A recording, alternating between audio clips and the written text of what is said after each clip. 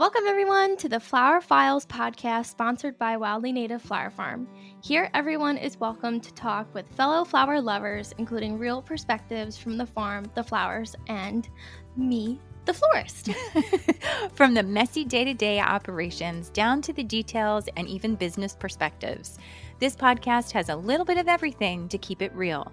We know that life can get crazy and we don't always have the time to spend on what we love, so we are here to help you take a little time to indulge in nature. I'm Liza Getz. I'm Lizzie Frey, and we are the team that makes this podcast. Every once in a while, we have a couple guests, this business thing, and what we are working with is called life.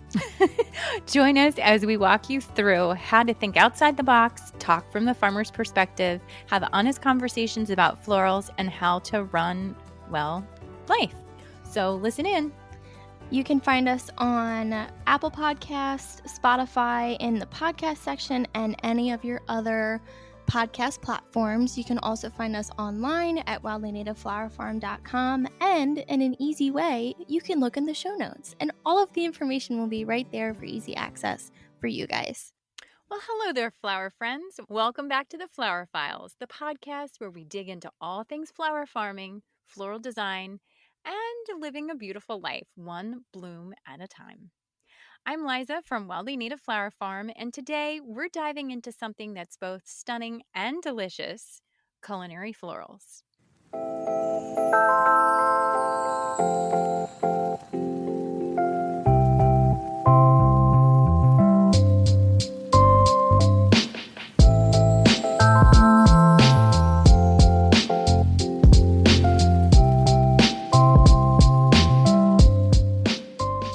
So I'll be honest, when I first started looking at culinary florals, it was a little intimidating. And I looked at all of these amazing creations that people do, and I definitely got overwhelmed. So whether you're dreaming of garnished cocktails, petal-packed cakes, or just a pretty salad that tastes as good as it looks, this episode is for you, my friend. So let's grow flowers you can eat. All right, so why grow edible flowers? Culinary florals are more than just beautiful or a garnish. Many of them are actually packed with flavor, fragrance, and I'm sure there's some antioxidants and vitamins and things like that in there too. But they're a bridge between function and beauty, between nourishment and storytelling. From those ancient Persian rose syrups to modern day Michelin plates topped with viola petals. I like the viola, voila. Um, they're always they've always had a place at the table. I feel like they can elevate dishes with color, aroma, and a little bit of flavor. And they let chefs serve not just food, but feeling. They're a really powerful way to add value to your garden and your plate. And plus, if you're a grower, a florist, or anybody who's just flower passionate, edible blooms are a really great way to branch into a really cool niche market. So think about those garnishes for cocktails, wedding cakes with pressed petals, or fresh florals tucked on. You've got floral sugars and salts and syrups. We may be a little partial to the salts and sugars. Um, there's even some of those super fancy farm to table dining experiences. So there's lots of different ways to use culinary florals that aren't just frozen in an ice cube. So let's be real. Growing edible florals for chefs isn't just tossing some seeds in the dirt and watching some magic happen. It's a craft, it's a discipline, and it takes a lot of work. It requires a completely different mindset for growing flowers than for, say, bouquets or beauty alone. And here's what it really takes: you need consistency. Chefs need predictable product, and that means succession planting, harvest schedules, and managing bloom windows. And if you're the home chef, you're going to want these tips as well, by the way. Clean practices, so no pesticides ever. You're growing food, so that means organic inputs, safe handling, meticulous cleanliness from seed to delivery, the whole way through. And your timing really matters here. Your harvest time matters. Blooms are most flavorful early in the morning, just after opening. Too late, you lose taste and you lose shelf life. Even a day matters. Packaging is also really important because you can't just throw these in a bag and call it a day. Petals are fragile, they'll bruise. So you need to invest in clamshells, food safe containers, and very careful cold storage. Too cold and they'll freeze, too hot and they wilt and they don't hold up. And record keeping. I can't stress enough how important it is to keep track of your varieties, your bloom times, your shelf life, and honestly, preferences. Chefs may have a preference, you may have a preference, you have a group of friends or a garden club coming over, they may have a preference. So you really want to understand those profiles and what people are looking for. This isn't just hobby gardening, it's a small, specialized type of growing. And I think finally, in this section on what it really takes is communication. Your success depends on relationships with chefs, bakers, bartenders, all kinds of folks who, mixologists, all kinds of folks who are going to really want to have a different feel. You're going to ask what they need, offer samples, and learn to speak their language because believe me, it's a different language. So, I want to break down some of the top picks for growing culinary florals. Ones that are beginner friendly, productive, and honestly crowd pleasers because the list of culinary florals, when you first look, is really intimidating and long. And trying to figure out where to start can be a little overwhelming. So, I'm going to start at the top here, and I'm going to start with one that I think most people are familiar with, and that's the pansy or the viola. Pansies are those face flowers. Violas are the smaller. I like to think of them as mom and daughter. Maybe I'm partial, but they both have the faces. Pansies tend to be a little bit bigger, and violas are a little smaller. They are powerhouses. They are delicate, they're colorful, they're ideal for desserts, cocktails, cheese boards. You can mix them all over the place. They're mild in flavor, they're long lasting when stored right, they're sweet, they're delicate, and they're perfect for freezing in ice cubes or pressing onto cookies. These guys are amazing florals. Amazing because there's so many applications you can do with them. And their production is unlike any other floral. They just produce and produce and produce and produce. They don't like the heat, but they will bloom through the entire winter. We will have pansies fall all the way to July. July is when they start to get a little stressed. Another spring floral that we love is calendula. Most people are familiar with calendula for skincare products, but these tangy golden petals, they act like a saffron stand-in, quite honestly. They're perfect for that savory feel and infusions. It also has some really good use in just the flavor profile because it's that peppery feel. It's got golden petals and they add a brightness to salads or even a butter. They come in yellows, they come in hues of orange, and there's a coppery gold variety as well. Another variety of flower that people look at and think they're going to be amazing, but actually are a little spicy, are nasturtium. They are spicy, almost like arugula, where the leaves and flowers are both edible. They are peppery, they're bright, and they're bold. Both the flower and the leaf are edible, as I had said, and they're excellent in salads or even in appetizers.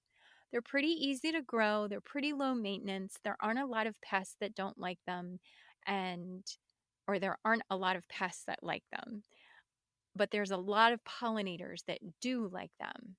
You can direct sow these and just give them space to grow. They don't like wet feet, so you want to make sure that they're in a place where it is going to dry out. And they are a cool season crop. The heat is another no go for these guys. Um, they really do well in baskets or in containers because then they vine slightly so they can just creep on down the sides. I think another one that most folks are familiar with are roses, but I would not eat any rose that you would get at the grocery store. And let me preface, I should have prefaced all of this by saying check your florals and make sure that you know beforehand what's edible and what's not, and what part of the flower is edible and what's not. There's lots of flowers that are really pretty, but many of them are toxic, so make sure you know exactly what you're consuming. Roses from the grocery store are not culinary florals. They are not grown for that. They're grown for look, they're grown for longevity, they're grown for a whole different reason, so I would not eat those. You want to go for those fragrant, classic heirloom varieties, perfect for rose waters, jellies, things like that. I don't know if you've ever had rose jelly, but it's pretty amazing. Hibiscus is another floral that is a common culinary. I feel like most people think of hibiscus in teas or drinks, but they're tart and tangy. Really neat twist for these guys is they're an excellent syrup and they're an excellent jelly as well. So I'm really making you guys stretch here and kind of think outside the box a little. And then just about every herb that you grow has some kind of flower. So basil, thyme, dill, chive, they both bring color and culinary power. So make sure you do your research before you eat anything and never use flowers that have been sprayed with chemicals and aren't rated for food quality. So I don't know about you, but it makes me want to go out and just plant a garden. So where do you start and how do you get started? So if you're going to grow for restaurants, food service, or just a local ice cream shop, even, you need a plan and not just a patch of pretty. You need to understand your local rules and regulations. You need to understand what's required. Quite honestly, you probably want to start small, a few beds of tried and true varieties. You want to choose your location wisely. You want sunlight and drainage and protection from wind. And you may want to consider raised beds or some type of container to keep the blooms clean. Another factor to consider is succession planting to make sure that you have product available weekly. Most of the times when you're working with culinary florals, the people who are your customers understand that it is very seasonally based and you can extend it for only so long, but you're going to have peaks and valleys throughout that entire season. You can also pair your flowers with herbs to make all of those pieces come together. It's going to support your pest management and give you flavor diversity. And the typical growth, you're going to need sunlight, you're going to need good soil, you're going to need no chemicals, and succession planting. So, how do you harvest them once you've grown them? You've grown all of these flowers, they're amazing, you're just ready to pick. What do you do? Well, the good news is it's very similar to any other way that you would cut flowers. The best time is early morning, just after the dew dries, but before the sun gets too hot. Here at Wadley Native, we actually pick when the dew is still out. You want to use sharp snips and handle them super gently. Your edible petals can easily bruise. So, to use them, you can eat them fresh for garnishes, salads, and infused waters. You can dry them for salts and teas or baking mixes. You can press them for cookies, butter boards, cake decor, a lot of baked goods in there. Or you can freeze them in ice cubes or as a floral confetti. So, lots of different ways that you can use them. But here's the fun part, you can make money doing this. So, if you have a reliable crop that's clean with no bugs, no bruises, no pesticides, and you have lots of color and contrast, they are thinking about plating while you're thinking about planting. So, it's not just ingredients, there's a whole visual piece because let's face it, we eat with our eyes first. And you want to make sure you have good shelf life. The fresher, the better. Harvest and deliver same day if you can.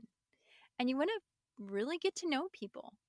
Get to know them on a first name basis. Bring samples. Be responsive. It's not just farming, it's collaboration. You can sell florals to bakeries, chefs, and as I said, mixologists. You can host a floral workshop or a brunch. You can create a product line, maybe like we did with floral sugars and salts. You could have a CSA or have a special flower bundle. The edible flower world is a space where creativity literally is everywhere and is just blooming. So if you market it right, the demand is quite tasty. So here at Wildly Native, our flower work is rooted in purpose. We grow with intention, yes, for beauty, for pollinators, but we also grow for plates. Edible florals invite us to reconnect with food in a way that's sensory and almost sacred, to be honest.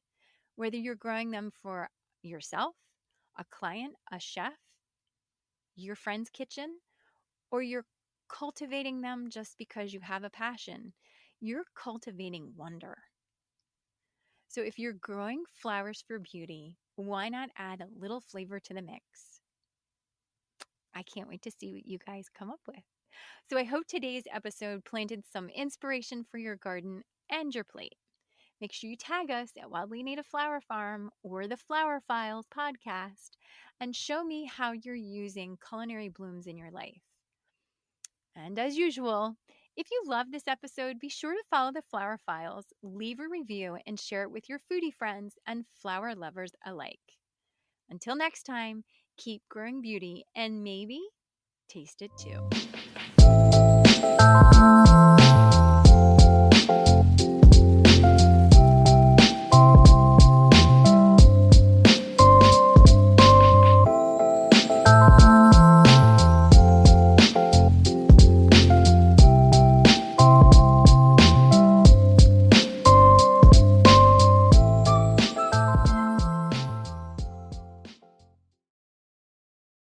Hey guys, just dropping a line to tell you about Patreon. So I asked them, meaning Mom and Amber, what is Patreon anyway? Because I honestly had no idea. So we're going to explain it to you from our perspective so that you understand and so that I understand. Because the first time I saw it, I was like, Patron, we're drinking tequila? Great. So Patreon is for less than a cup of coffee, those fancy coffees that y'all like, a day, you can sign up to become one of our members. A little family. Exactly. And what does that get us? It gets us some freebies, some special episodes that other people do not get access to. You can interact with us on a special platform where we can ask you questions and interact with you. It's tons of fun.